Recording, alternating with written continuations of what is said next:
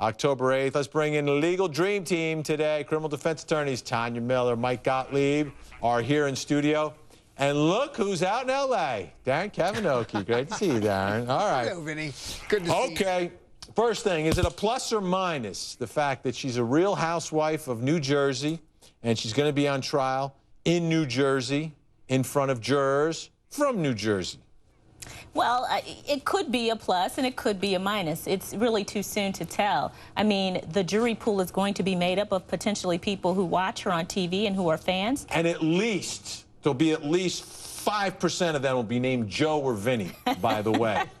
Okay. Okay, this is my jury pool we're talking about here. All right, Mike, do you think they both go to trial? Is it possible? Because the feds, they don't like to indict unless they've got their I's dotted, their T's crossed, and the only way you get a deal is if you roll over on somebody else. I think he should fall on the sword. She's clearly the money earner in the family. He's not making any money. That's been shown. She earns $750,000 a year now, I think, and she could go with a no-knowledge defense, point the finger at him. They could do it in concert. The problem is he faces deportation. So that's a big minus if they do something like that. But that would probably be the wise decision for the two of them to make. All right, Darren Kavinoky, how do you see this thing playing out? I mean, these are charges that they're faking W-2s, they're faking tax returns. It seems like something like that, not that difficult to prove. Right.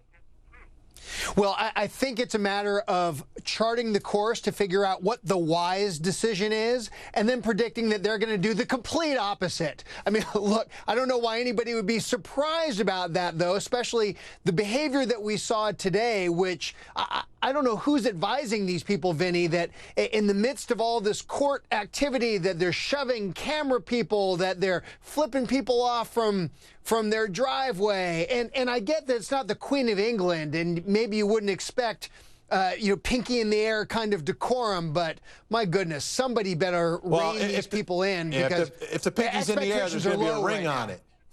If there's a pinky in the air, there's got to be a ring on it. Do you think that they would be good witnesses, Teresa versus Joe? Well, I don't know, but it's interesting because they'd have to testify, wouldn't they, in this case, to defend themselves? Well, maybe. But it's going to be a document-intensive case, right? So cases like this are built on documents. They're built on bank records. So it's not all that clear how much testimony from them would help them in their defense.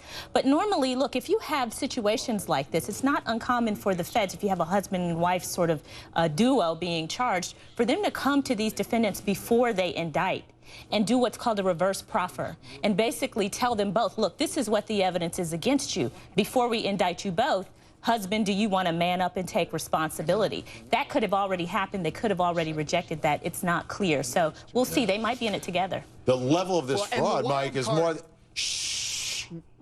Oh, sorry, Vinny. Sorry. I had a great question.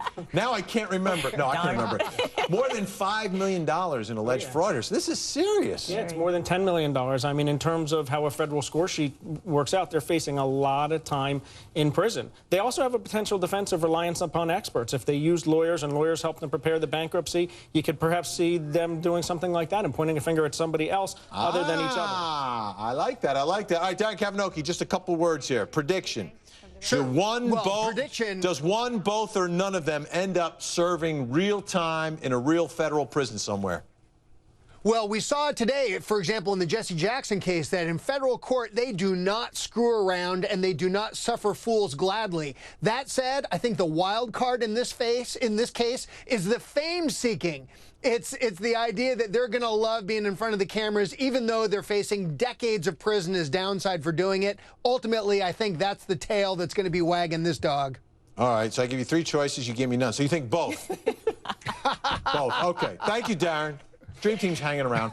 It's getting awfully real for these two reality stars right now. Some would say you can't script stuff this good, which makes us wonder, will their troubles